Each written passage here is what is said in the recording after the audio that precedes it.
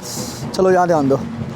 आज हम देखेंगे इकोनॉमिक्स, हिस्ट्री, और हिस्ट्री हो गया है, और फिर सिविक्स तुम्हारा हो गया है। सिविक्स बोले तो नागरिक शास्त्र 2 नंबरिया जो इम्पोर्टेंट है वार्षिक एग्जाम के लिए, वो भी हो गया है। आज देखेंगे इकोनॉमिक्स, क्या देखेंगे। और तुम लोग पढ़ना स्टार्ट कर दो, जो अभी तक भी नहीं पढ़ रहा था पढ़ना स्टार्ट कर दो, क्योंकि सबका एडमिट कार्ड मिलने लगा है, ठीक है ना। जो डीजे तर पूरा डांस कर रहा था कि एग्ज़ाम कैंसिल हो जाएगा कोरोना के कारण, वो अब डांस करना बंद करा, पढ़ना स्टार्ट कर, ठीक है ना। जो अभी तक कुछ नहीं पढ़ा उसके लिए बता रहे हैं, उसके लिए जो हम VVI ऑब्जेक्टिव करवा रहे हैं और VVI सब्जेक्टिव करवा रहे हैं, वो हम देखते रहो सब सब्जेक्ट का, ठीक है। जो कुछ नहीं पढ़ा है और जो पढ़ लिया है वो तो इसको देखना ही है।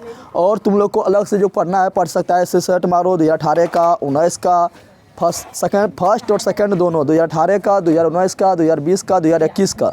उससे पीछे नहीं आना है, क्योंकि अभी का जो है मतलब सिलेबस, पीछे वाला सिलेबस बिल्कुल अलग था, अब तो अलग हो गया, दुगना पूछता है, ऑब्जेक्टिव पूछता है, ठीक है ना, इसलिए बोल रहे हैं, ठीक है। तो वो सब सेट मारो, ठीक है, हर सब्जेक्ट का। और जो नहीं बनता है वो उसका वीडियो पड़ा हुआ है, क्योंकि इस क्लास 10th का हम A to Z सब्जेक्ट ख़त्म कर दिए ना। तो जो नहीं बनता है फिर फटाफट सर्च मारेगा, वो देख लेगा, ठीक है। तो इसी तरह तुम लोग रिविजन करते रहो, ठीक है। हाँ, हम सभी सब्जेक्ट का VVI ऑब्जेक्टिव करवा दिए हैं, और सब्जेक्टिव चल रहा है। फिजिक्स का, केमिस्ट्री का, बायोलॉजी का हो गया है, ज्योग्राफी का हो गया, ज्योग्राफी नहीं, हिस्ट्री हो गई, हिस्ट्री का 2 नंबरिया हो गया है, सिविक्स का 2 नंबरिया हो गया है, हिंदी का हो गया है, संस्कृत का हो गया है, मैथ का चैप्टर बाय चैप्टर 15 चैप्टर तक VVI ऑब्जेक्टिव करवा चुके हैं। तो वो सब देखो, ठीक है ना। चलो स्टार्ट करते हैं। आज जो डांस कर रहा था वो डांस करना बंद करा, पढ़ने पर ध्यान दे। और तुम लोग एक ठो शेयर भी कर देना, ठीक है ना। अगल बगल में जो डांस कर रहा था उसके पास भी शेयर कर देना, पगलबा वो भी पढ़ लेगा, ठीक है। लड़की के तुम लोग देखा रहे कहाँ गए सेंटर पर? एकलव आई लला बोला पहले खैलमा थोड़े को अलग से जीते। तो नामा कहाँ है, नामा कहाँ है? लड़का थोड़ा को अलग से कहते चल तू बंदर कहीं का। लड़की लोग को चेक किया,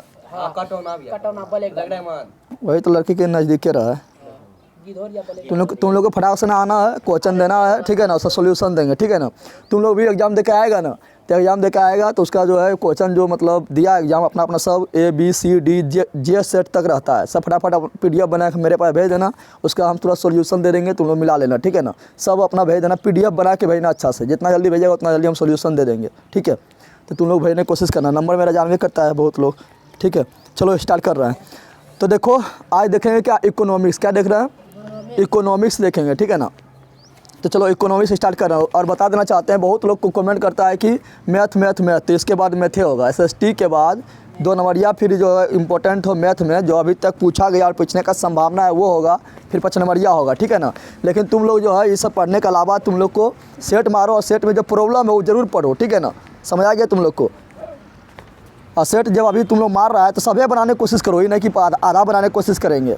आधा से अधिक तुम लोग को बन जाएगा आराम से, कोई दिक्कत ना है। लेकिन जो नहीं बनता वही बनाने की कोशिश करो, वहाँ पर आधे बनाना है, समझ आ गया ना। तो चलो स्टार्ट करते हैं। इकोनॉमिक्स क्या करते हैं, इकोनॉमिक्स में देखते हैं 2 नंबरिया जो इंपॉर्टेंट है। लेकिन इकोनॉमिक्स में 2 नंबरिया इंपॉर्टेंट देखने से पहले हम पहले लिखा लेते हैं तुम लोग को फुल फॉर्म। क्या लिखा लेते हैं, फुल फॉर्म से डायरेक्ट क्वेश्चन पूछ देता है, फुल फॉर्म से डायरेक्ट क्वेश्चन पूछ देता है, ठीक है ना। तो हम कुछ फुल फॉर्म देखते हैं। क्या देखते हैं, फुल फॉर्म देखते हैं। वो तुम्हारा 2 नंबरिया में भी आ सकता है, ठीक है ना, या ऑब्जेक्टिव में भी आ सकता है, ठीक है।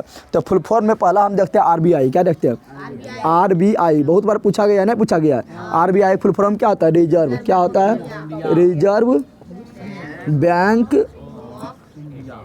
Of India, reserve bank of India होता है ना। तुम लोग को टेंशन नहीं लेना है, मैथ भी करवाएंगे। बहुत लोग कमेंट कर रहा था, बोलता है वीडियो कैसे मिलेगा, मेरा फोटो पर क्लिक कर, फोटो नजर आ रहा है चश्मा वाला, उस पर क्लिक कर, आएगा बहुत सारा ऑप्शन। तुम लोग को जाना प्लेलिस्ट के ऑप्शन में, A to Z वीडियो सबका प्लेलिस्ट बना हुआ है, मॉडल से सोल्यूशन भी दिया हुआ है।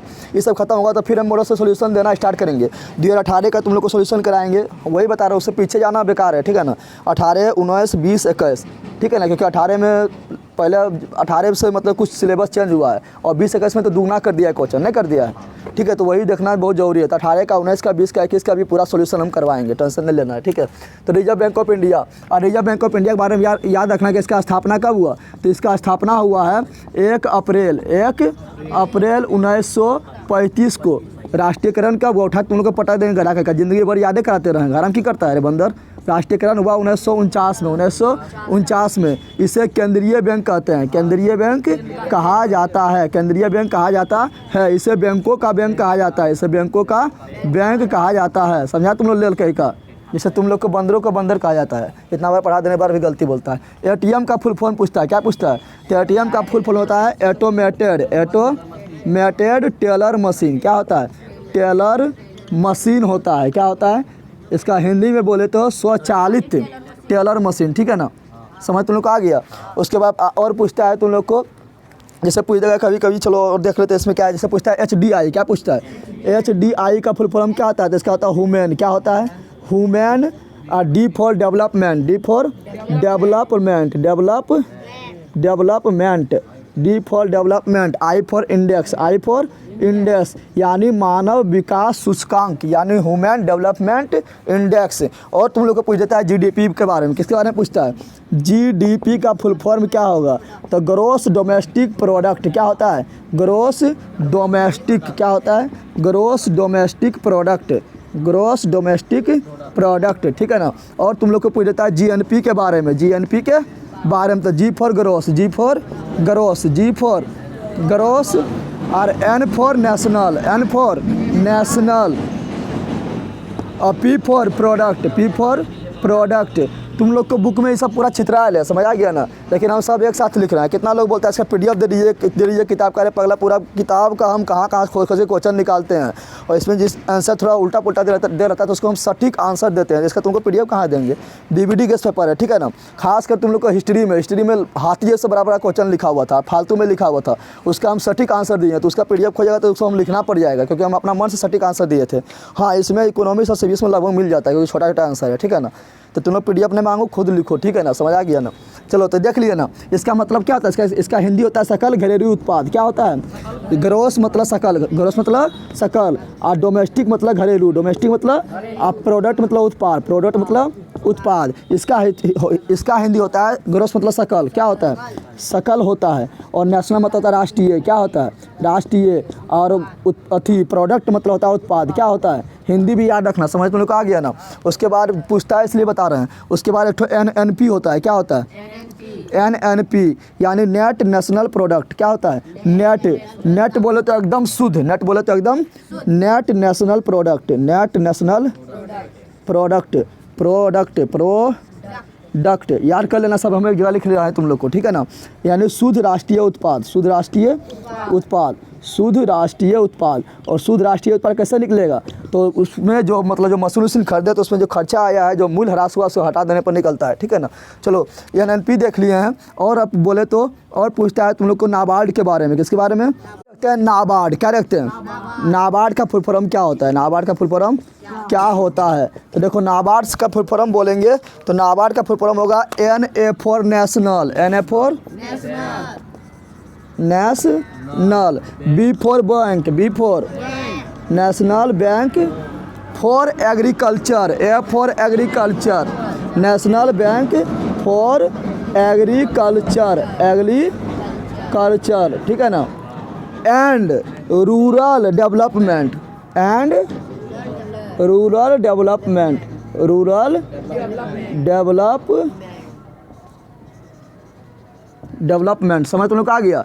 एंड तो ऐसे भी लिखा था, पता है ना। ऐसे कर देगा, ऐसे मतलब ये एंडे होता है, पता है ना। तो पूछेगा नाबार्ड किसके लिए देता है, ऋण देता है? तो देता है नेशनल बैंक फॉर एग्रीकल्चर के लिए, यानी कृषि के लिए, और ग्रामीण विकास के लिए, रूरल डेवलपमेंट के लिए। और नाबार्ड के बारे में याद रखना, इसका स्थापना हुआ था 12 जुलाई 1982 को शिवरामन समिति के सहयोग से, शिवरामन समिति के सहयोग से हुआ। शिवरामन समिति पूछा गया इसलिए बता दिए। समझ तुम लोग आ गया ना। और अगर हम बोलें तो एक ठो आता है नरेगा। क्या आता है? नरेगा। क्या आता है? नरेगा। तो नरेगा होता है नेशनल, नरेगा का दिया हुआ है इसमें, तो होता है national rural employment guarantee act. क्या होता है? National rural employment guarantee act, NA for national, NA for. और अब तुम लोग को पता है कि नरेगा को नाम बदल कर मनरेगा कर दिया गया है। और मनरेगा के तहत तुमको साल में 100 दिन रोजगार देना अनिवार्य है। पूछता है ना क्वेश्चन, पूछता है कितना दिन? तो 100 दिन। कितना दिन? तो याद रखना है। इसका फुल फॉर्म होता है नेशनल। क्या होता है?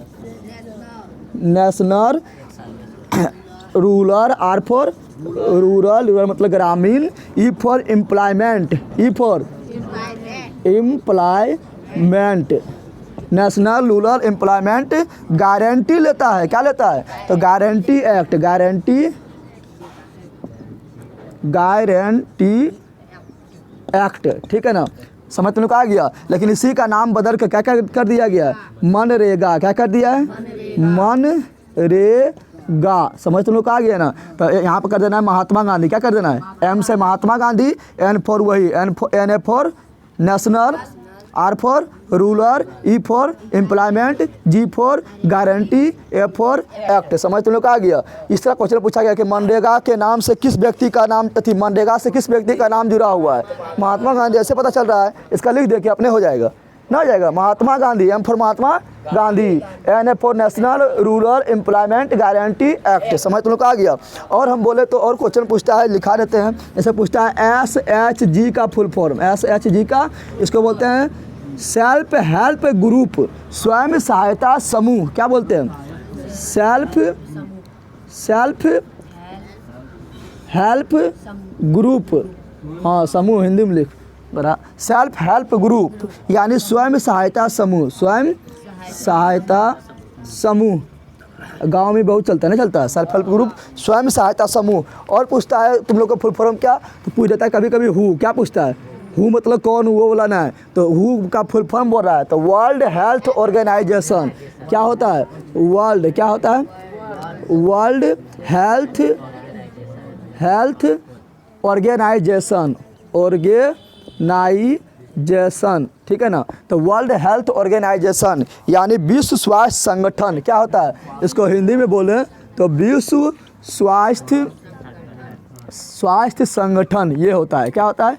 विश्व स्वास्थ्य संगठन होता है। और इसके बारे में बहुत बार क्वेश्चन पूछा गया। इसका स्थापना कब हुआ? तो 7 अप्रैल, कब हुआ था? 7 अप्रैल 1948 को हुआ था। इसका मुख्यालय कहाँ है? तो जनेवा। कहाँ पर है? जनेवा में है। और पूछता है क्या? तो और पूछता है बता दो WTO का फुल फॉर्म क्या होता है? तो वर्ल्ड ट्रेड ऑर्गेनाइजेशन क्या होता है? क्या बोल रहे हैं? वर्ल्ड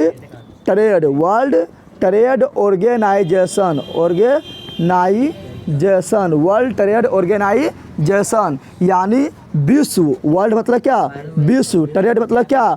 व्यापार, ट्रेड मतलब व्यापार, ऑर्गेनाइजेशन मतलब संगठन यानी विश्व व्यापार संगठन। और इसका दूसरा रंग का प्रयोग कर रहा है, वर्ल्ड ट्रेड ऑर्गेनाइजेशन। और इसका जो मुख्य है, इसका स्थापना कब हुआ था? 1 जनवरी 1995, 1 जनवरी 1995 को स्थापना हुआ था। इसका भी मुख्यालय जनेवा में। कहाँ पर है? जनेवा में है। समझ तुम लोग आ गया। तो जितना था लगभग तुम लोग को लिखा दिए, ठीक है ना। और कुछ था तो ये इकोनॉमिक्स में याद रखना सब, ये सब तुम्हारा बुक में छितराया हुआ है, समझ आ गया ना। लेकिन हम एक जगह लिख दिए, इसको याद कर लेना। याद तो तुम लोग को हो भी गया होगा। कितना बार हम पढ़ाए थे, जब इकोनॉमिक्स पढ़ा रहे थे तो बताए थे सबके बारे में हम डिटेल से नहीं बताए थे। और कुछ छूट रहा है क्या देख लेते हैं, अगर कुछ छूट रहा होगा तो। लगभग हम जितना था सब लिखा दिए हैं, खोजना पड़ेगा बुक में किधर किधर लिखा हुआ है कि पता। HDI लिखा है ह्यूमन डेवलपमेंट इंडेक्स, लेकिन पूछेगा HDR। क्या पूछेगा? HDR तो हो जाएगा human development, R for report, समझ तुम लोग का आ गया ना। चलो और कुछ है क्या? और कहीं कुछ होगा तो लिखवा दिए देंगे।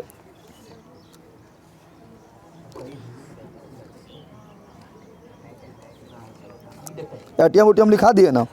हाँ चलो अब स्टार्ट करते हैं। वो वाला जो मतलब जो VVI क्वेश्चन है, ठीक है। ये भी VVI था, ये VVI नहीं था, ये सोचना। ये हम पहले लिखा दिए इसलिए क्योंकि ये भी VVI है। क्या है?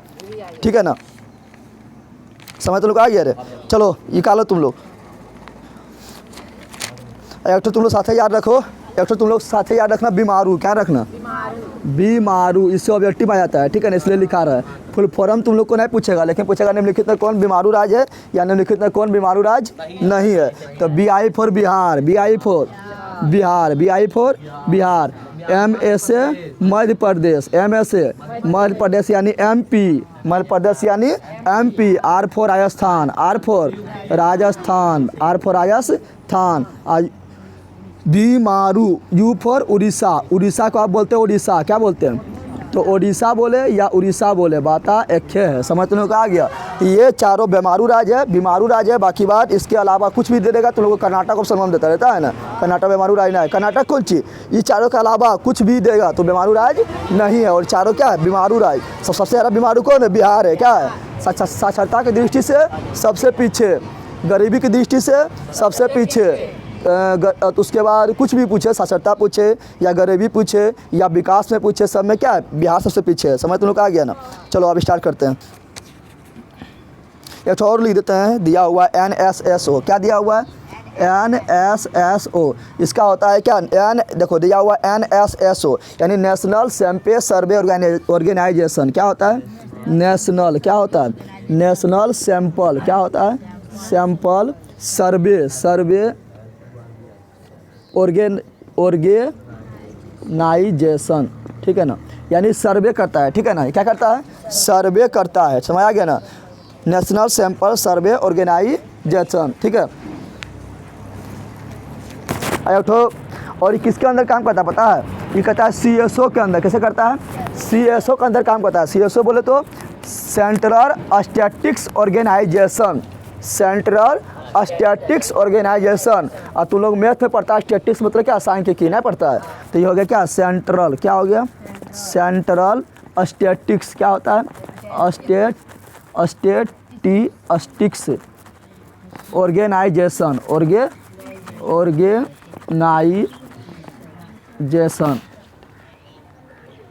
समझ तुम लोग आ गया, यानी केंद्रीय सांख्यिकी संगठन, केंद्रीय सांख्यिकी संगठन। समझ तुम लोग आ गया ना। और ये जो है इसके सहायता से राष्ट्रीय आय की गणना करता है भारत का। समझ तुम लोग आ गया।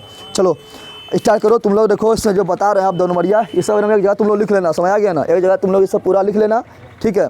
चलो पहला क्वेश्चन क्या है 2 नंबरिया में जो इंपॉर्टेंट है, तुम लोग थोड़ा लाइक कर दो, शेयर करो, सब्सक्राइब करो। ठीक है ना, लाइक एक बार करो और शेयर, जितना भी तुम्हारा अगल बगल में दोस्त है, दोस्त नहीं है, ठीक है ना, भाभी है, भैया है, सबका शेयर करो। ठीक है, तुम लोग शेयर क्या नहीं करता, शेयर करो। अगर बगल में स्कूल जाता है, अभी स्कूल जाएगा। ठीक है ना, प्रैक्टिकल में भी स्कूल तुम लोग जाएगा ना, 20 तारीख से तुम लोग को प्रैक्टिकल स्टार्ट होगा। तो प्रैक्टिकल में भी स्कूल जाएगा। तो अगर बगल में दोस्तों को बताओ जो नहीं जानता है। ठीक है ना, हेल्प करो, तुम लोग के लिए इतना कर रहे हैं। चलो, और तुम लोग को इसके बाद मैथ का VVI करवाएंगे। ठीक है ना, उसके बाद 2018 का, 19 का, 20 का, 21 का जो क्वेश्चन पूछा गया है उसका भी हम सॉल्यूशन देंगे, ऑब्जेक्टिव और सब्जेक्टिव सबका। ठीक है। और तुम लोग को जो बता रही है कि जो कुछ नहीं पढ़ा है उसके लिए मेरा अभी से तुम लोग देखना शुरू कर दो, VVI ऑब्जेक्टिव और सब्जेक्टिव। ठीक है ना, और जो पढ़ लिया है वो भी देखो, और उसके अलावा सेट मारो, जो नहीं बनता है फिर वो सब देखो, सब हम पढ़ा चुके हैं। ठीक है ना। चलो क्या है, पहला इंपॉर्टेंट क्वेश्चन है, अर्थव्यवस्था किसे कहते हैं, अर्थव्यवस्था किसे कहते हैं, इनके 2 कार्य कौन कौन से है, कौन कौन से है। तुम लोग इसका स्क्रीनशॉट लेगा तो ले सकता है, हम हट जाते हैं थोड़ा। ठीक है ना, उसका लिख लेना। चलो ले लिया होगा। क्या है, अर्थव्यवस्था किसे कहते हैं, इनके 2 कार्य कौन कौन से हैं, इनके 2 कार्य कौन कौन से है। तो अर्थव्यवस्था किसे कहते हैं, तो अर्थव्यवस्था मतलब होता है क्या, अर्थव्यवस्था मतलब होता है बाजार। क्या होता है, और बाजार में खाली क्या होता है कि पैसा स्कोर की काम होता है ना, तो उसको बोलते हैं आर्थिक क्रिया। क्या बोलते हैं, तो बोलेंगे अर्थव्यवस्था, क्या बोलेंगे, अर्थव्यवस्था एक ऐसा तंत्र है, एक ऐसा, इसमें भी अच्छे लिखा हुआ है। ठीक है ना, अर्थव्यवस्था एक ऐसा तंत्र है, एक ऐसा तंत्र है जिसके अंतर्गत विभिन्न प्रकार का आर्थिक क्रिया संपादित होता है, आर्थिक क्रिया संपादित होता है। समझ तुम लोग आ गया। तो अर्थव्यवस्था एक ऐसा तंत्र है जिसके अंतर्गत विभिन्न प्रकार के आर्थिक क्रिया संपादित होता है। अब बोलेगा आर्थिक क्रिया क्या हुआ, तो आर्थिक क्रिया 3 गो होता है, एक होता है प्राथमिक क्षेत्र, एक होता है द्वितीयक क्षेत्र, एक होता है तृतीयक क्षेत्र। प्राथमिक क्षेत्र में आएगा कृषि, द्वितीयक क्षेत्र में उद्योग वाला क्रिया आएगा, और तृतीयक क्षेत्र में तुम्हारा आएगा रोजगार सेवा। रोजगार और सेवा क्या है, तो परस्पर एक दूसरे के साथ चलता है ना। और रोजगार में गया तो तुम सेवन देगा, बैंक में गया तो सेवा देगा, टीचर में गया तो सेवा देगा, वकील बनेगा तो सेवा देगा, डॉक्टर बनेगा तो सेवा देगा, रोजगार हुआ तो सेवा देगा। समझ तुम लोग आ गया ना। तो वही बोल रहा है। इसका एग्जाम्पल में क्या लिख देगा, एग्जाम्पल में लिख देना है कृषि, उद्योग, रोजगार, सेवा। समझ आ गया ना, समझ आ गया तुम लोग को। चलो अगला बोल रहा है आर्थिक नियोजन क्या है, आर्थिक नियोजन क्या है, आर्थिक नियोजन क्या है। तो आर्थिक नियोजन क्या है पता है, 2 नंबर है, आर्थिक नियोजन क्या है। एक बंदर 2 नंबर देख, देखिए यहाँ पर आर्थिक नियोजन पूछे क्या है, तो आर्थिक नियोजन मतलब हुआ क्या, देखिए यहाँ पर आर्थिक नियोजन मतलब हुआ कि देखिए यहाँ पर एक टाइम के अंतर्गत, एक टाइम ले लेता है। जैसे भारत में चलता था पहले पंचवर्षीय योजना, क्या लेता था, पंचवर्षीय योजना चलता है और टाइम लेता है कि 5 साल में हमको ये करना है, ये करना है, ठीक है ना। अभी तुम लोग को निकलता है बजट, क्या निकलता है, बजट निकलता है। जब सरकार जब अपना बजट पेश करता है वित्त मंत्री की सहायता से, तो उसमें 1 साल के अंदर निर्णय लेता है कि हमको ये काम करना है, शिक्षा क्षेत्र में इतना खर्चा करना है, ठीक है ना, रोड में इतना खर्चा करना है, ठीक है। उसके बाद मतलब सब का निकालता है, स्वास्थ्य के क्षेत्र में इतना खर्चा करना है। तो वो क्या है, तो पूछा यहाँ पर क्या आर्थिक नियोजन, क्या आर्थिक नियोजन, तो आर्थिक नियोजन क्या है, तो आर्थिक नियोजन जो है ना, एक समयबद्ध कार्यक्रम के अंतर्गत, एक समयबद्ध यानी एगो समय ले लेता है, क्या लेता है, एक समय लेता है। तो एक समयबद्ध यानी एक समयबद्ध कार्यक्रम के अंतर्गत, एक समयबद्ध कार्यक्रम के पूर्व से निर्धारित, यानी पहले से निर्धारित होता है कि हमको 1 साल में ये करना है। समझ तुम लोग आ गया ना। जैसे तुम लोग भी निर्धारित कर लिया होगा कि 2022 में हमको एग्जाम देना है, फिर ललपनी करना है, फिर घूमना है, नाचना है, कूदना है, नहीं करता है। तो वही बोल रहा है कि आर्थिक नियोजन क्या है, आर्थिक नियोजन, तो आर्थिक नियोजन क्या है, तो आर्थिक नियोजन क्या है, तो आर्थिक नियोजन का अर्थ होता है एक समयबद्ध कार्यक्रम में, एक समयबद्ध कार्यक्रम में पूर्व निर्धारित सामाजिक एवं आर्थिक उद्देश्य के पूर्ति के लिए, आर्थिक उद्देश्य की प्राप्ति के लिए या पूर्ति के लिए अर्थव्यवस्था में उपलब्ध संसाधनों को नियोजित समन्वय का उपयोग करना। यानी अर्थव्यवस्था में जो संसाधन है उसको अच्छी तरह से यूज करना, ऐसे नहीं कि लूट लिए उसको, या क्या किया उसको लूट लिया, या क्या जैसे पता से बर्बाद कर दिया, वो नहीं। जो अर्थव्यवस्था में संसाधन है, चाहे वो कोयला हो या कुछ भी संसाधन हो, ठीक है ना, उसको अच्छी तरह से यूज करना, समझ तुम लोग आ गया। चलो मिश्रित अर्थव्यवस्था क्या है, मिश्रित अर्थव्यवस्था, तो मिश्रित मतलब तुम लोग को बताए थे पूंजीवादी अर्थव्यवस्था मतलब होता है क्या, पहले समझो। पूंजीवादी, समाजवादी और मिश्रित तीनों में अंतर होता है, इजारा मैंने मिश्रित वाला, ठीक है ना। आज तुम लोग को बताए थे पूंजीवादी मतलब होता है कि वैसा अर्थव्यवस्था जिसमें उत्पादन के साधन पर, उत्पादन एवं सेवा के साधन पर, उत्पादन में सब आ जाता है, तो जिसमें उत्पादन के साधन पर निजी व्यक्ति, निजी मतलब समझ रहा है ना, प्राइवेट व्यक्ति, ठीक है, सरकारी ना है, तो निजी व्यक्ति का नियंत्रण हो, उसे पूंजीवादी अर्थव्यवस्था कहा जाता है। समझ तो लोग आया, पूंजीवादी किसे कहते हैं, तो वैसा अर्थव्यवस्था जिसमें उत्पादन के साधन पर निजी व्यक्ति का नियंत्रण हो, उसे पूंजीवादी अर्थव्यवस्था कहा जाता है। और पूंजीवादी अर्थव्यवस्था का सबसे अच्छा उदाहरण अमेरिका है, ऑब्जेक्टिव में पूछता है ना। फिर बताया था तो समाजवादी अर्थव्यवस्था क्या होता है, तो वैसा अर्थव्यवस्था जिसमें उत्पादन के साधन पर हम बता रहे हैं, सब बता रहे हैं, तुम लोग डिटेल से पूछेगा, पूंजीवादी पूछ दिया तो नहीं लिख पाएगा, तो चटाक से ना देंगे, समझ आ गया ना। हम पहले समझा रहे हैं, समाजवादी बोल रहे हैं तो बोलेंगे वैसा अर्थव्यवस्था जिसमें उत्पादन के साधन पर सरकार का नियंत्रण हो, सरकार का, उसे समाजवादी अर्थव्यवस्था कहेंगे। और जहाँ पर दोनों को मिला के खिचड़िया बना दी हैं वो क्या होगा, मिश्रित, क्या होगा, मिश्रित। समझ तुम लोग आ गया। जहाँ पर सब चीज़ प्राइवेट मिलेगा वो समझ जाना पूंजीवादी, जहाँ पर सब चीज़ सरकारी मिले समझ जाना उस क्या समाजवादी। और इंडिया में दोनों मिला के खिचड़ी बना दिया, यानी प्राइवेट भी मिलता है, सरकारी भी मिलता है ना। और अभी विश्व का सभी देश लगभग यह मिश्रित में ही चल रहा है, ठीक है ना, क्योंकि खाली पूंजीवादी भी संभव ना है और खाली समाजवादी भी संभव ना है, संभव है खाली प्राइवेट संभव है, खाली सरकारी भी संभव है ना। तो भारत क्या एक मिश्रित अर्थव्यवस्था है, क्या है, यानी तो आप बोलेगा मिश्रित अर्थव्यवस्था किसे कहते हैं, समाजवादी अर्थव्यवस्था का उदाहरण हो जाएगा रूस, क्या होगा, और पूंजीवादी का अमेरिका, और मिश्रित का भारत, क्या होगा, भारत। तो पूछेगा मिश्रित अर्थव्यवस्था किसे कहते हैं, तो बोलना वैसा अर्थव्यवस्था जिसमें उत्पादन के साधन पर निजी व्यक्ति के साथ साथ सरकार का भी नियंत्रण हो, उसे मिश्रित अर्थव्यवस्था कहा जाता है। समझ तुम लोग आ गया, लिख देगा, समझ आ गया। भारत में देख रहे हैं तो सरकारी स्कूल, प्राइवेट स्कूल, सरकारी हॉस्पिटल, प्राइवेट हॉस्पिटल, सरकारी बस, प्राइवेट बस, सब मिलता है ना। तो क्या बोलना है, मिश्रित अर्थव्यवस्था किसे कहते हैं, तो बोलना वैसा अर्थव्यवस्था जिसमें उत्पादन के साधन पर निजी व्यक्ति के साथ साथ सरकार का भी नियंत्रण हो, उसे मिश्रित अर्थव्यवस्था कहा जाता है। समझ तुम लोग आ गया। यहाँ हाथी इतना बड़ा लिखना है ना लिखना, क्योंकि 2 नंबर का पूछेगा, खाली पूछ रहा है अर्थव्यवस्था क्या है, तो उसी के बारे में लिख दिए, समझ तुम लोग आ गया ना। चलो अगला जो इंपॉर्टेंट है वो है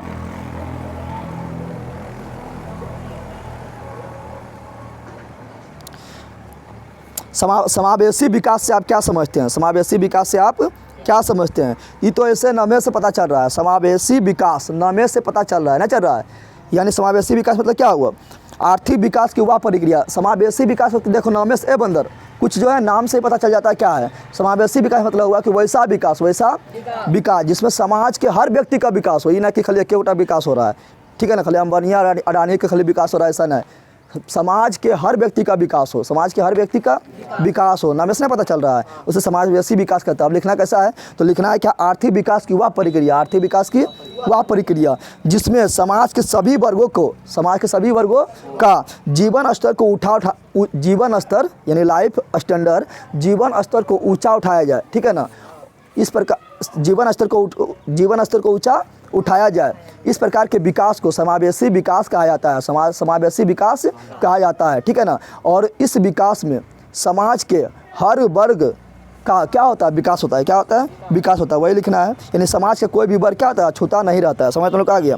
तो बोल रहा है समावेशी विकास से आप क्या समझते हैं, समावेशी विकास से आप क्या, तो लिखना है कि आर्थिक विकास का वह प्रक्रिया, आर्थिक विकास का वह प्रक्रिया जिसमें समाज के हर वर्ग का विकास हो, यानी समाज के हर वर्ग का जीवन स्तर ऊंचा उठे, उसे समावेशी विकास कहा जाता है। और इस प्रकार के विकास में समाज के कोई भी वर्ग अछूता नहीं रहता है, यानी विकास से अछूता नहीं रहता है। समझ तो लोग आ गया। चलो अगला इंपॉर्टेंट क्या है,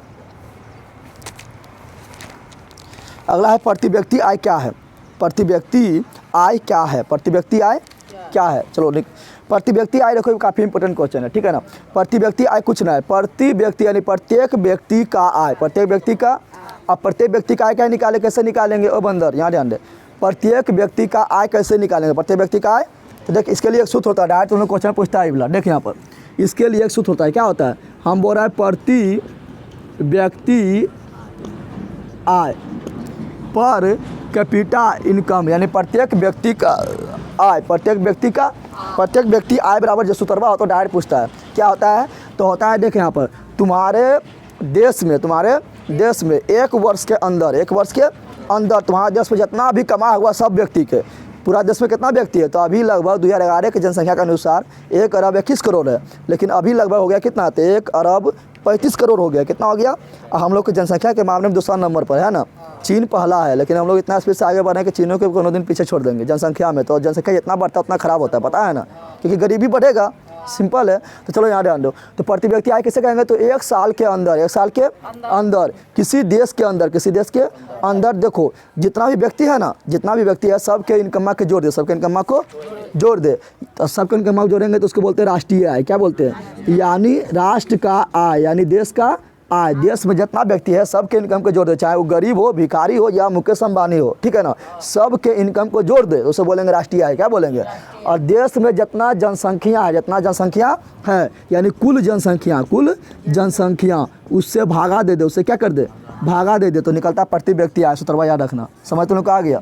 हाँ, तो जो भागफल प्राप्त होगा उसी को क्या बोलेंगे, प्रति व्यक्ति आय। समझ तुम लोग आ गया। और ये काफ़ी इंपॉर्टेंट है, यहाँ बोल रहा है प्रति व्यक्ति आय क्या है, तो क्या बोलना है, इसी से बोलना है कि देश की राष्ट्रीय आय में देश की कुल जनसंख्या से भाग देने पर जो भागफल प्राप्त होता है उसे ही प्रति व्यक्ति आय कहा जाता है। अर्थ सूत्रवा खाली याद रखना है, सूत्रवा ऐसे याद है, सूत्रवा याद नहीं रहेगा ऐसे। क्या बोलना है, तो बोलना है देश के राष्ट्रीय आय में देश के कुल जनसंख्या से भाग देने पर जो भागफल प्राप्त होता हो उसे प्रति व्यक्ति आय कहा जाता है। और बताओ तुम लोग सबसे ज़्यादा प्रति व्यक्ति आय किस राज्य का है, गोवा का। अरे बंदर बोलना, गोवा है ना, गोवा सबसे छोटा राज्य है, जो जितना छोटा रहेगा उतना विकास करेगा।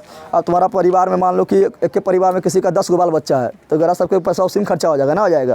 और 1 2 गो है तो उसका ज़्यादा विकास होगा। तो गोवा क्या है, छोटा क्या है, और समुद्र के किनारे है। ठीक है ना, वहाँ पर टूरिस्ट पैलेस भी है ना, तो गोवा। लेकिन पूछेगा सबसे कम प्रति व्यक्ति आय किसका है, बिहार का। किसका है, बिहार का है। ठीक है ना, सबसे कम साक्षरता किसका है, बिहार का। सबसे ज़्यादा गरीबी किसका है, बिहार का। समझ तुम लोग को आ गया। तो कम पूछेगा तो बिहार मार देना, समझ तुम लोग को आ गया।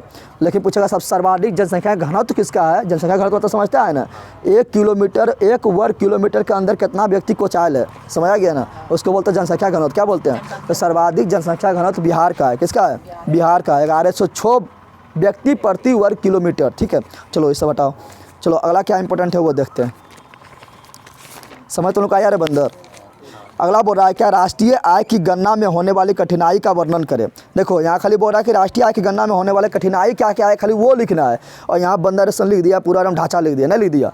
इतना बड़ा लिखेगा, किताब में तो इतने बड़ा नहीं आ रहा है ना, लेकिन तुम लोग कभी बुक में लिखना, ओए कभी तुम लोग इसको बुक में लिखना, क्या हो जाएगा, तो हो जाएगा आधा पेज से ज़्यादा चल जाएगा, नहीं चल जाएगा। और 2 नंबरिया में इतना बड़ा लिखेंगे नहीं, खाली बोल रहा है क्या, राष्ट्रीय आय की गणना में होने वाली कठिनाइयों का वर्णन करें, कठिनाइयों का वर्णन करें। तो लिखना है कि राष्ट्रीय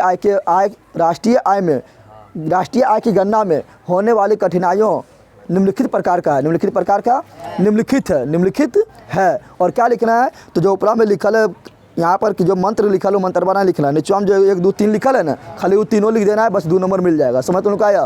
क्या पहला है, तो आंकड़ों को एकत्र करने में कठिनाई। किसी भी देश का, देख यहाँ पर, किसी भी देश का राष्ट्रीय आय गणना करना, राष्ट्रीय आय गणना करना है तो तुमको आंकड़ा एकत्र करना पड़ेगा कि कितना कमाया है, नहीं करना पड़ेगा। और भारत में 1 अरब, ठीक है ना, 1 अरब 35 करोड़ यानी 135 करोड़ जनसंख्या है ना, तो सबका पता लगाना पड़ेगा कि कौन कितना कमाया है, कितना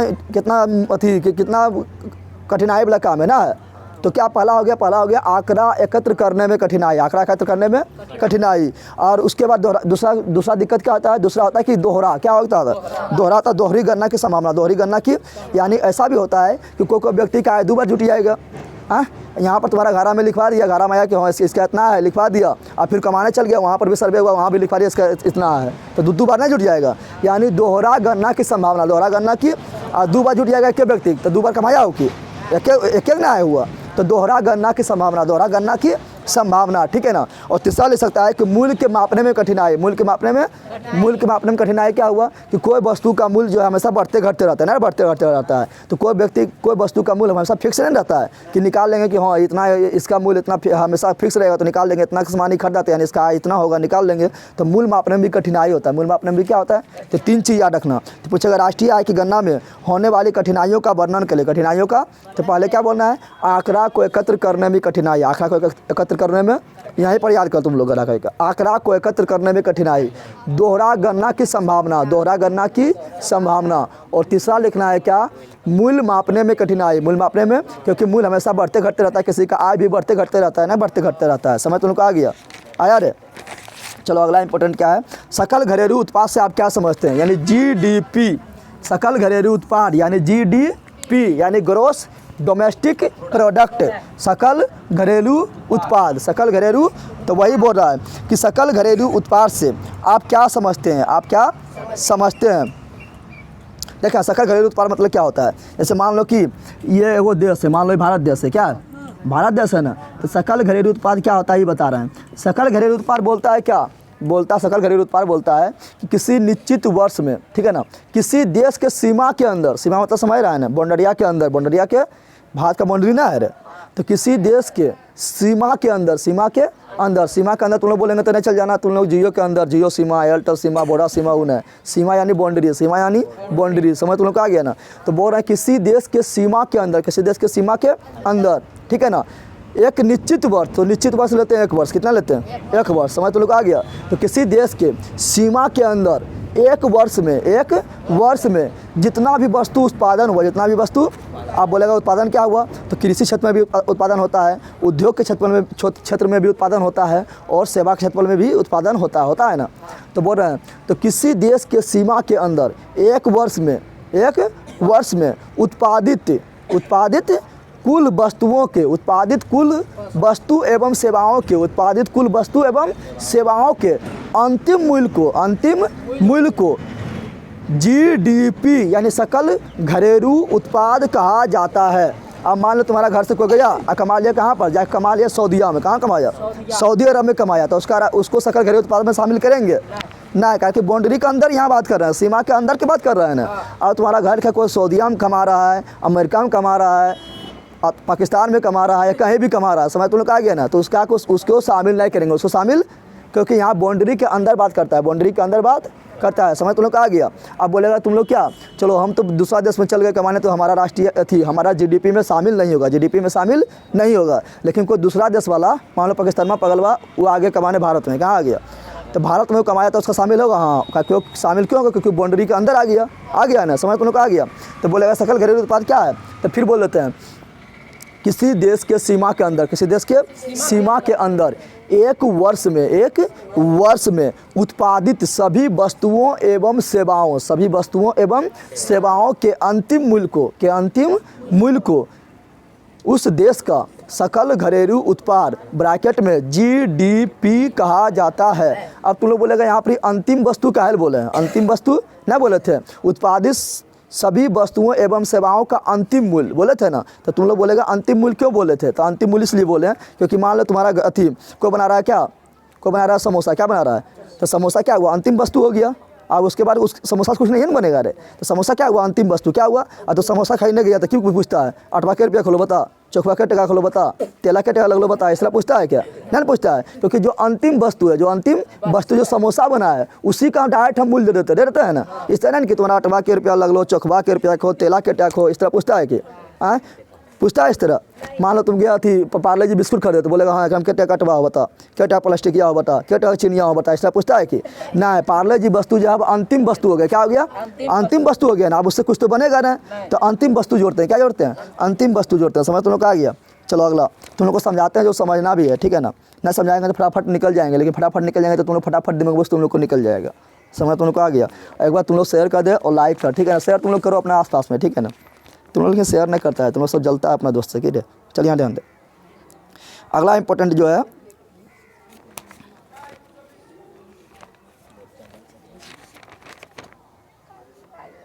अगला इंपॉर्टेंट है वस्तु विनिमय क्या है। वस्तु विनिमय देखो इसका तो रटना ना है, ठीक है ना, ये नामे से पता चल रहा है रे बंदर, ये रटना नहीं है, नामे से पता चल रहा है, नामे से पता। वस्तु विनिमय मतलब क्या होता है, एक वस्तु दो दूसरा वस्तु लो, पैसा नहीं, पैसा का यूज नहीं करना है, पैसा का यूज नहीं करना है। वस्तु विनिमय मतलब होता है एक वस्तु को दो, एक वस्तु को और दूसरा वस्तु को लो। अभी गांव में आता है तुम लोग को बहुत सी है, लोहा लकड़ी सामान ले लेगा, कितना मोटा महिला के बाल भी लेता है और हवा में उठा रहता है ना, तो क्या एक वस्तु लिया और दूसरा वस्तु दिया, वही क्या था, वस्तु विनिमय। क्या था, तो प्राचीन काल में पैसा वैसा तो था ना, तो प्राचीन काल में यही होता था, एक वस्तु दो दूसरा वस्तु लो, एक वस्तु दो दूसरा वस्तु। लेकिन इससे बहुत ज़्यादा कठिनाई है ना। मान लो हमको बकरी देना है और गाय लेना है, तो क्यों बोलेंगे बकरिया तो नहीं हो गई तो हमारे बड़का को मुर्गिया काट के देवो, मरियन जाएगा, बेकार हो जाएगा। तो इसमें बहुत सारा कठिनाई है। मान लो हमको धन को जमा करना है तो क्या करेंगे, अब धन को हमको जमा करना है, धन मतलब क्या हुआ, धन मतलब मनी, यानी पैसा से जमा करना है, तो पैसा तो था उस समय ना, तो क्या करेंगे, मान लो चावल गेहूँ जमा किए तो मर जाएगा।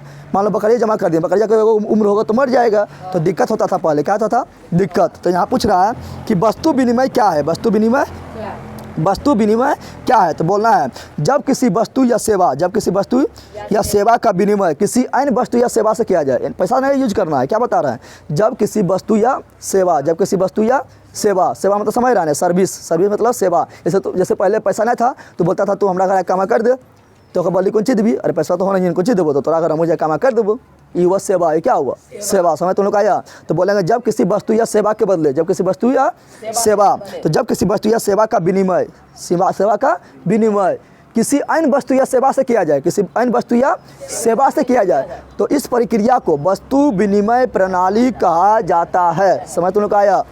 तो ये रटना है क्या, वस्तु विनिमय नाम में छिपल है, वस्तु का आदान प्रदान वस्तुओं के द्वारा किया जाए। समझ तुम लोग आ गया ना। तो क्या बोलेंगे, जब किसी वस्तु का यहाँ बहुत लंबा चौड़ा लिखा है, उतना बड़ा नहीं लिखना है, क्योंकि 2 नंबरिया पूछता है, 2 नंबरिया में कितना बड़ा लिखेंगे। समझ तुम लोग आ गया। और तुम ले जाएगा 10 टका ले जाएगा, बोलेगा समोसा दे, तो कितना समोसा मिलेगा, 2 मिलेगा, बोलेगा इतने मिल जाएगा तो ये मिलेगा। हाँ 50 टका ले जाएगा तो ज़्यादा मिलेगा, 100 टका ले जाएगा तो और ज़्यादा मिलेगा। तो जैसा नंबर के पूछेगा वैसा लिखेंगे, तो 2 नंबरिया पूछेंगे तो हाथी इतना लिखेंगे, नहीं लिखेंगे। तो क्या बोलेंगे, वस्तु विनिमय प्रणाली क्या किसे कहते हैं, तो बोलना है जब किसी वस्तु या सेवा के बदले,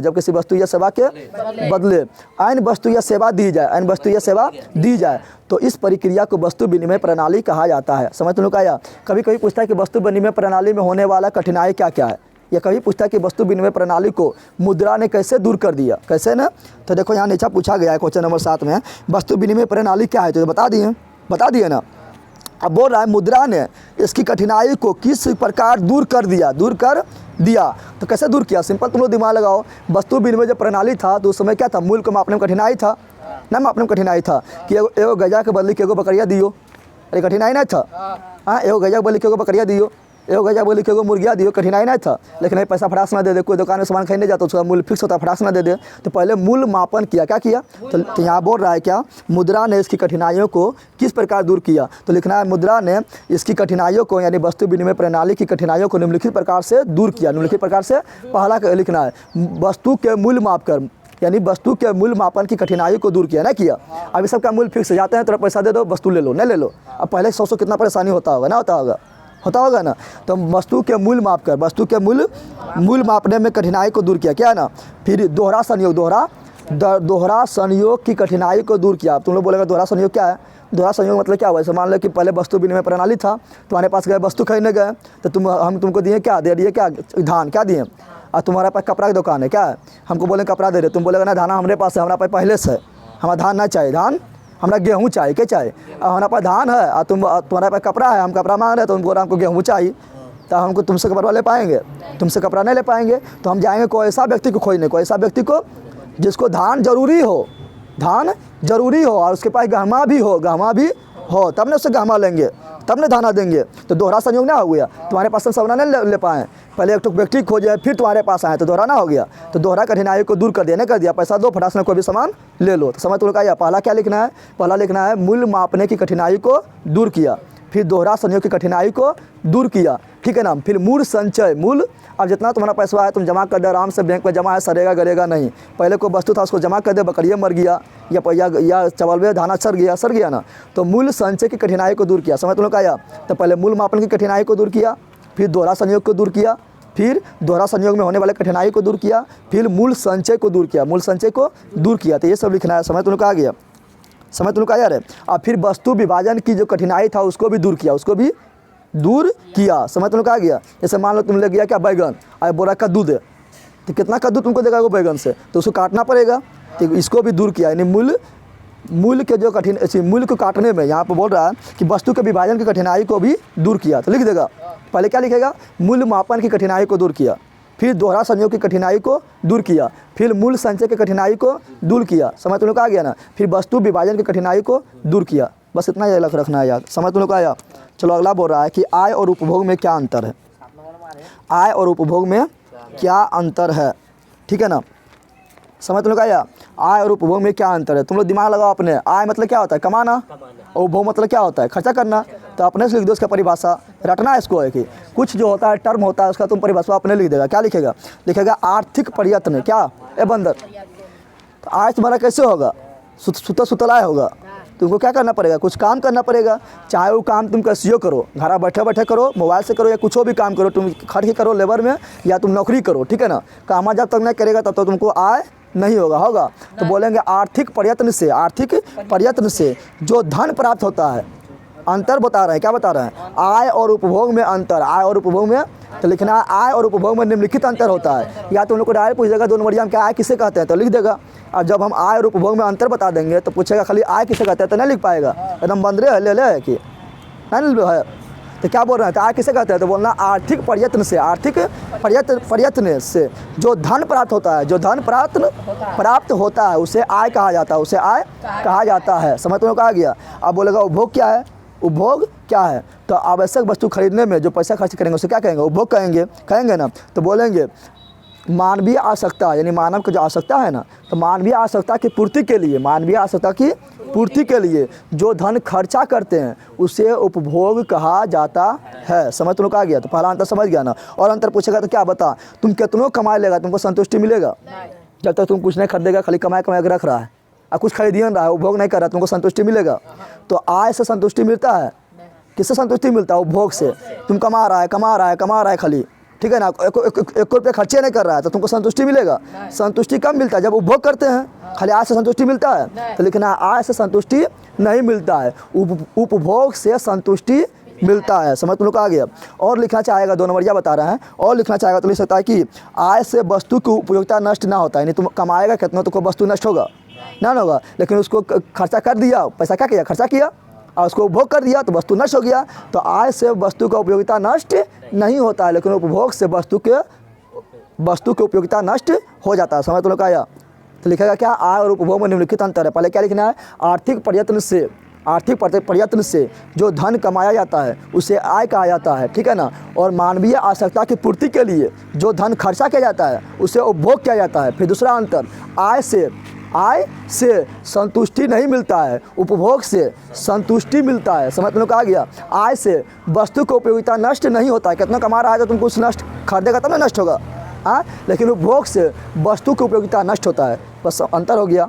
अब इसी में तुम लोग को बता देते हैं बचत, क्या बता देते हैं, हम सिखा देते हैं बचत किसे कहेंगे। तो सिंपल तुम लोग बताओ बचत किसे कहेंगे।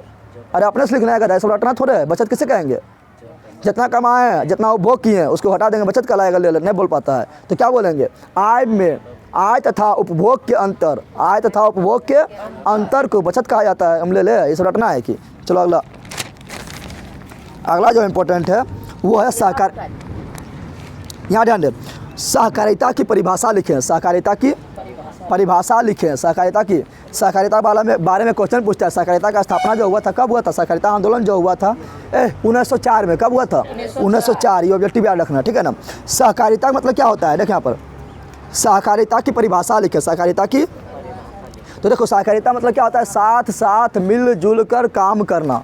सहकारिता मतलब क्या होता है, इसका नाम में पता चल रहा है, रटना ना है, नाम समझना है, ठीक है ना। सिविक्स और इकोनॉमिक्स में नाम में पता चल जाता है क्या बोल रहा है, ना पता चलता है। तो बोलेंगे सहकारिता किसे कहते हैं, तो बोलना है सहकारिता का समान अर्थ होता है। सहकारिता का समान अर्थ होता है एक साथ साथ मिलजुल कर कार्य करना, साथ साथ मिलजुल कर कार्य करना सहकारिता कहलाता है ना। अब बोलेगा सहकारिता का, अब लिखने से परिभाषा पहले लिखना है क्या, सहकारिता का समान अर्थ होता है साथ साथ मिलजुल कर कार्य करना, मिलजुल कर कार्य करना। अब लिखने से परिभाषा, सहकारिता वह संगठन है, सहकारिता वह संगठन है जिसमें दो या दो से अधिक व्यक्ति, अगर मिलेंगे तो एक ही व्यक्ति मिलेंगे, अकेले बोलेंगे हम अकेले मिल पाइयो, ऐसा मिलता है को क्या। तो सहकारिता वह संगठन है, सहकारिता वह संगठन है जिसमें, इसको उठा पटक देंगे, लड़के का यहाँ पढ़ा रहे हैं यहाँ ध्यान दे, ये तो उठा पटक देंगे तो सहकारिता तुम 5 बन जाएगा, 5 मिलना आपस में सहकारिता हो जाएगा। बल कहेगा क्या, सहकारिता वह संगठन है, सहकारिता वह संगठन है जिसमें दो या दो से अधिक व्यक्ति बलपूर्वक मिलता है ना, स्वेच्छापूर्वक यानी अपनी इच्छा से। तो सहकारिता वह संगठन है, सहकारिता वह संगठन है जिसमें दो या दो से अधिक व्यक्ति स्वेच्छापूर्वक मिलकर, ठीक है ना, स्वेच्छापूर्वक मिलजुल कर आर्थिक हित के लिए, ठीक है ना, आर्थिक हित की वृद्धि के लिए कार्य करे, उसे सहकारिता कहा जाता है। समझ लोग आ गया।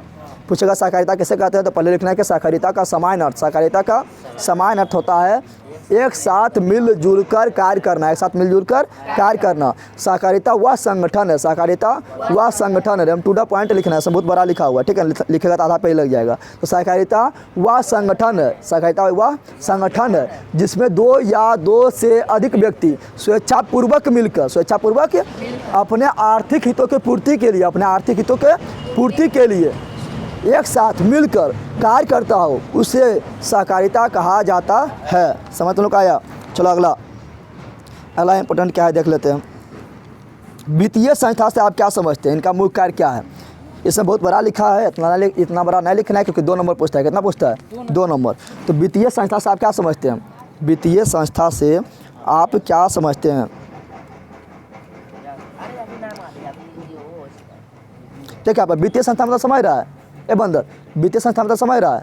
वित्तीय संस्था मतलब होता है पैसा लेन देन करने वाला।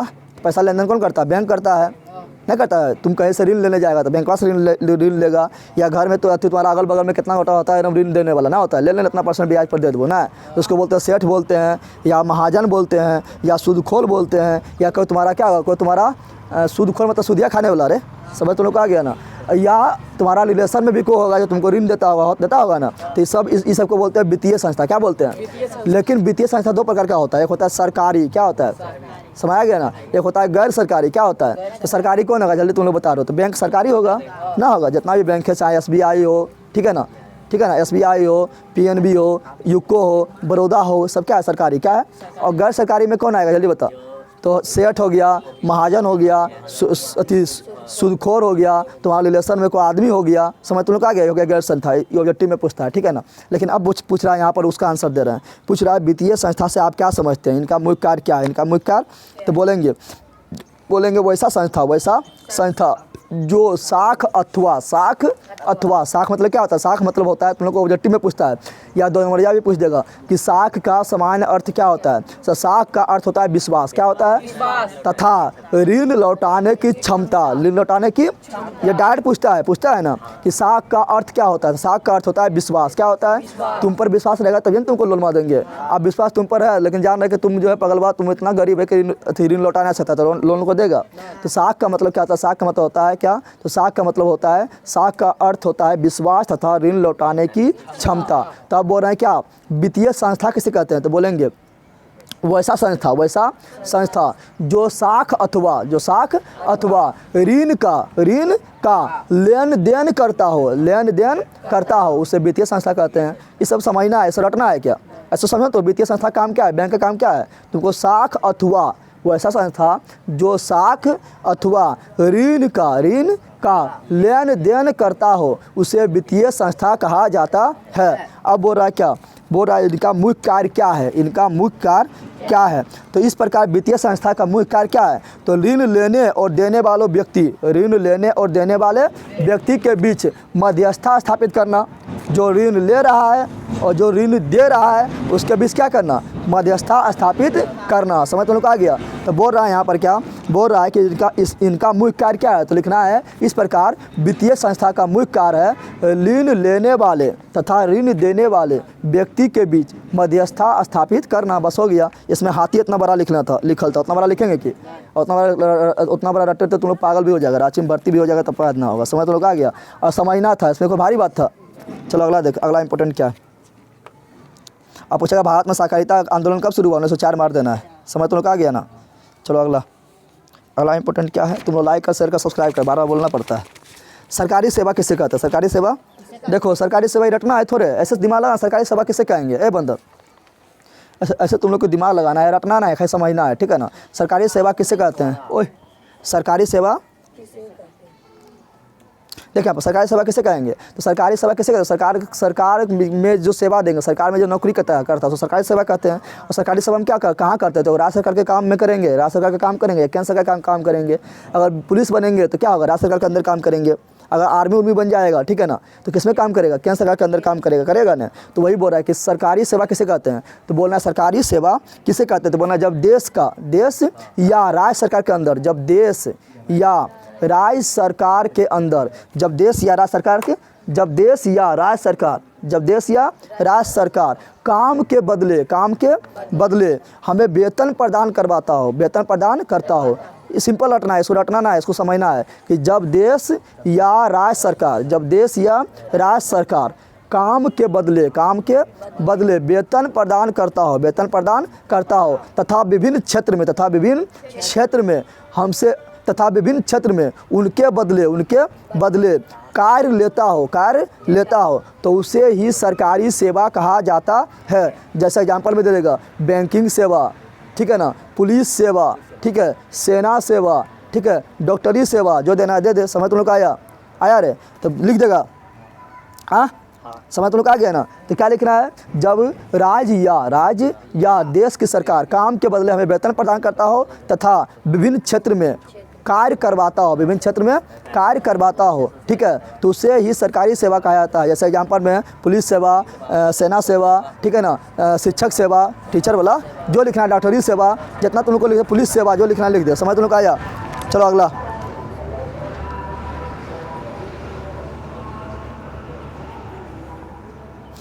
बोल रहा है आधारभूत संरचना किसे कहते हैं? आधारभूत संरचना किसे कहते हैं? तो ऐसे है, आधारभूत संरचना मतलब क्या हुआ?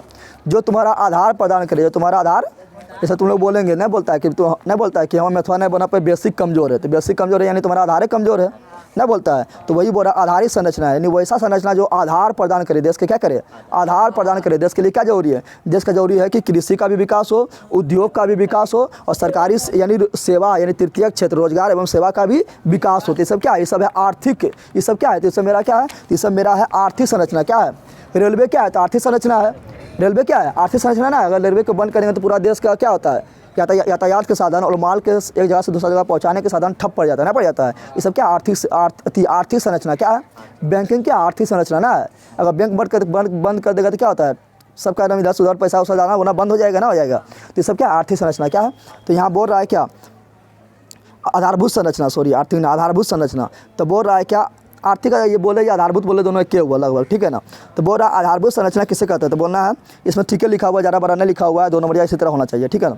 आधारभूत संरचना एक ऐसी सुविधा है, आधारभूत संरचना एक ऐसी सुविधा है जो देश के सर्वांगीण विकास के लिए, जो देश के सर्वांगीण विकास के लिए आवश्यक है। क्या है, यानी देश के चारों तरफ यानी हर क्षेत्र में विकास के लिए आवश्यक है, ठीक है ना।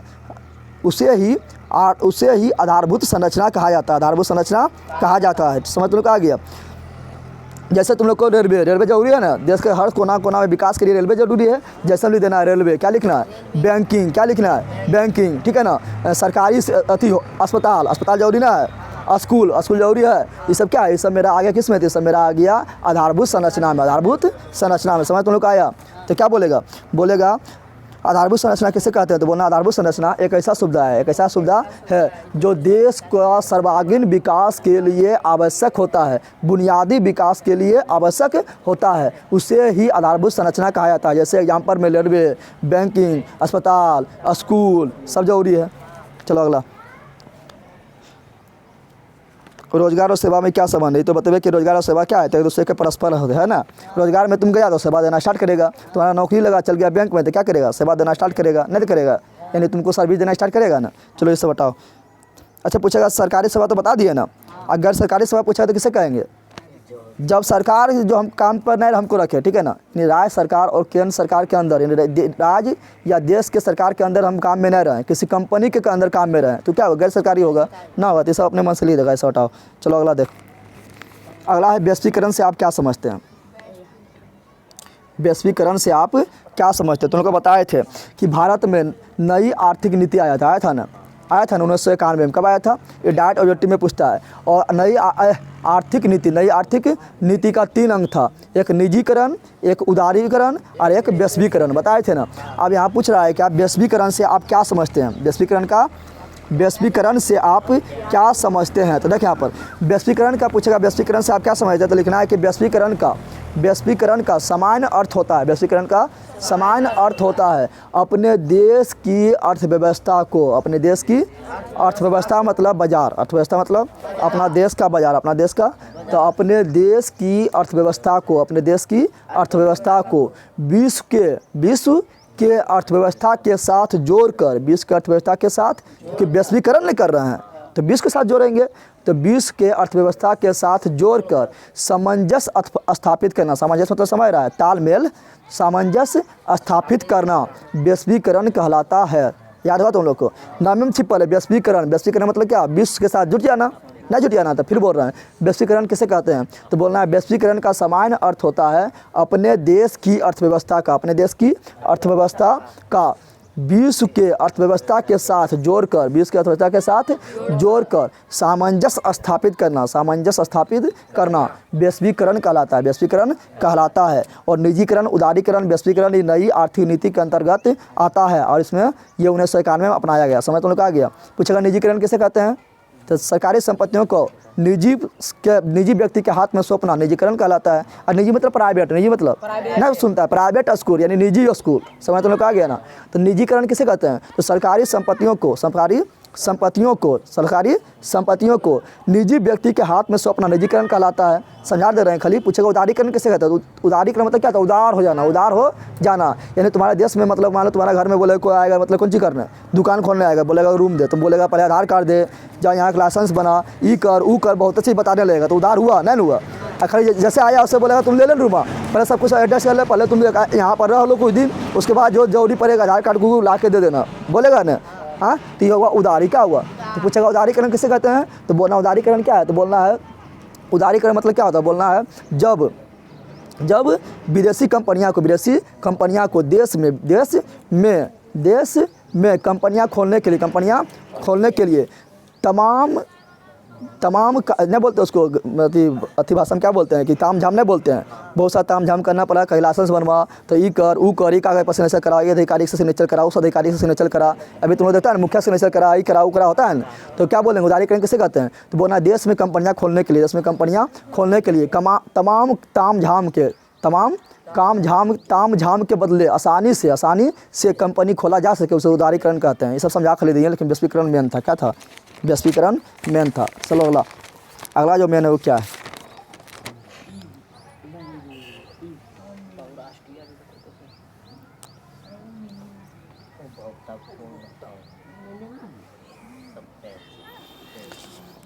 तुमको अलग अलग ही पूछ सकता था। निजीकरण, वैश्वीकरण और उदारीकरण का अपनाया गया तो 1991, क्योंकि तीनों आता नहीं, अर्थनीति के अंतर्गत आता है ना, तो अलग अलग भी पूछ सकता है। ठीक है ना।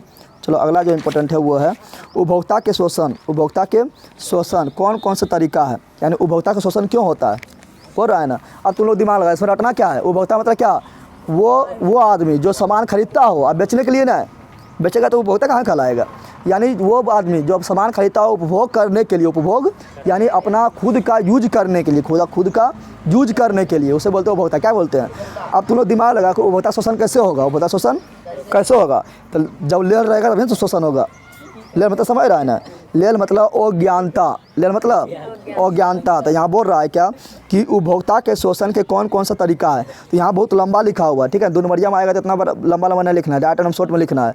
क्या? यहाँ ध्यान दे कि उपभोक्ता के शोषण के कौन कौन सा तरीका है, लिखना है उपभोक्ता शोषण के प्रमुख निम्न तरीका है या निम्न कारण है। पहला, उपभोक्ता का अशिक्षित होना या उपभोक्ता का अज्ञानता होना। अज्ञानता अच्छा नहीं लग रहा है। उपभोक्ता का अशिक्षित होना, उपभोक्ता का अशिक्षित होना। और क्या कारण है? तो और क्या कारण है? तो जो मान लो को उपभोक्ता क्या लुटा गया, दुगनाम गया, क्या हुआ? लुटा गया, यानी उसको ठग लिया। क्या किया? ठग लिया। तो और जो अगल बगल में उपभोक्ता है उसको साथ देता है कि नहीं देता है? अगर सब लोग साथ देने लगे कि संगठन बना ले कि तुम्हारे साथ कुछ होगा तो हम तुम्हारा साथ देंगे, तब कभी उसके साथ होगा ठगी होगा? नहीं होगा। तो दूसरा कारण क्या हुआ? दूसरा कारण हुआ उपभोक्ता में संगठन का अभाव। उपभोक्ता में संगठन का पहला क्या हुआ? उपभोक्ता का अशिक्षित होना, उपभोक्ता का या उपभोक्ता में अज्ञानता का अभाव, अज्ञानता का अभाव ना, अज्ञानता का होना। दूसरा क्या? उपभोक्ता में संगठन का अभाव होना, संगठन का अभाव होना। और कारण क्या लिख सकते हैं? और कारण हो सकता है क्या? तीसरा कारण जो लिखना है, जो काफ़ी इंपॉर्टेंट है, उपभोक्ता में अपने अधिकारों का ज्ञान होना, अपना अधिकारों का ज्ञान नहीं होना। तुम बहुत पढ़ल लिखल है, बहुत पढ़ल लिखल, लेकिन उपभोक्ता के बारे में तुमको पता नहीं कि उपभोक्ता का अधिकार क्या होता है, उपभोक्ता का अधिकार क्या होता है, तो तुमको ठगिए लेगा। तो 3 चीज़ लिखना है, मेन हो गया। क्या लिखना है? एक तो उपभोक्ता का अशिक्षित होना।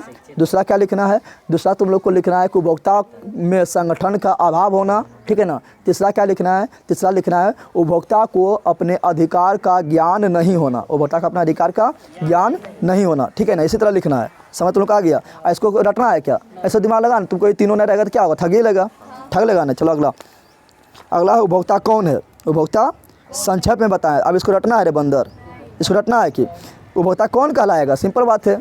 जो देखें यहाँ पर बोल रहा उपभोक्ता कौन है, उपभोक्ता कौन है, तो उपभोक्ता कौन कहलाएगा? जो वस्तु को खरीद कर उसका यूज करेगा, बेचेगा नहीं, क्या करेगा? यूज करेगा, उपभोक्ता कहलाएगा। इसको रटना है क्या? तो बोलना है जब व्यक्ति वस्तु या सेवा का उपयोग कर, वस्तु या सेवा को खरीद कर, वस्तु या सेवा का खरीद कर उसका खुद उपभोग करता हो, उसका खुद उपभोग करता हो, उसे उपभोक्ता कहा जाता है। रटना है।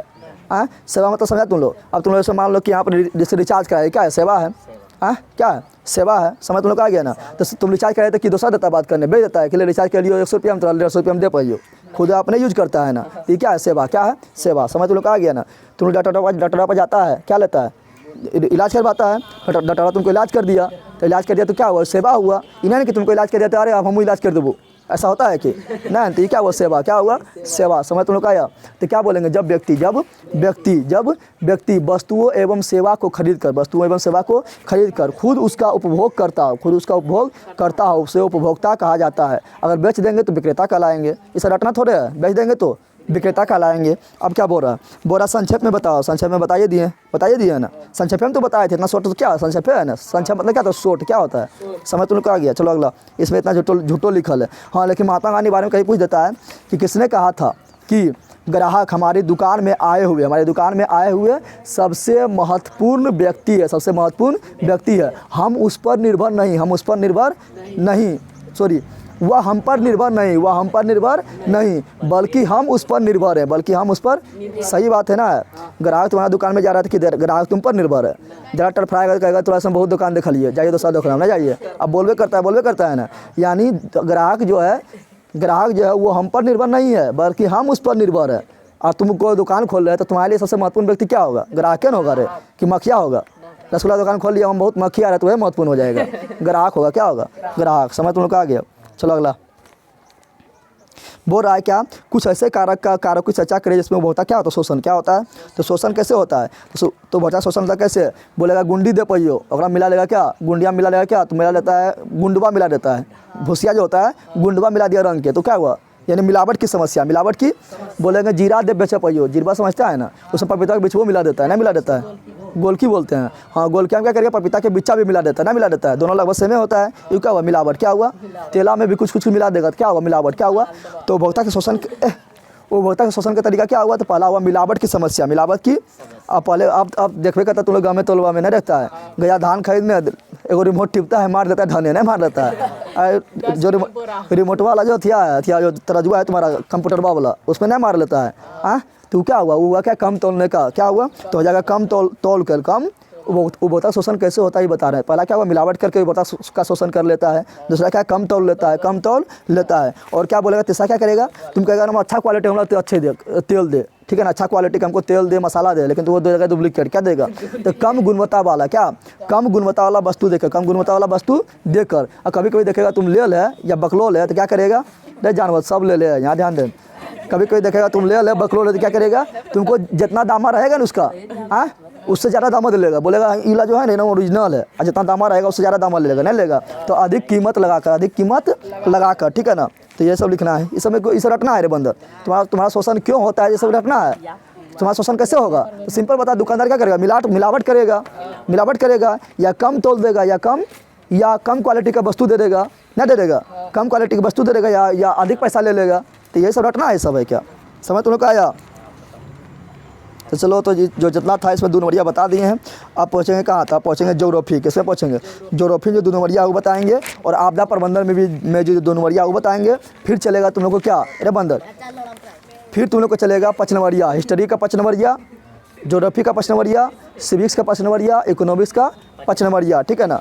और आपदा प्रबंधन में 5 नंबरिया लगभग नहीं के बराबर आता है, ठीक है ना। तो उसमें भी एक 2 जो मेन रहेगा बता देंगे। समझ तुम लोग आ गया? तुम लोग लाइक कर, शेयर कर, सब्सक्राइब कर, अच्छा लगा है तो, नहीं तो तुम लोग हमको ठग लेगा बंदर का, चटाक मारेंगे, फटाक उलट जाएगा। चलो यहाँ ध्यान दो।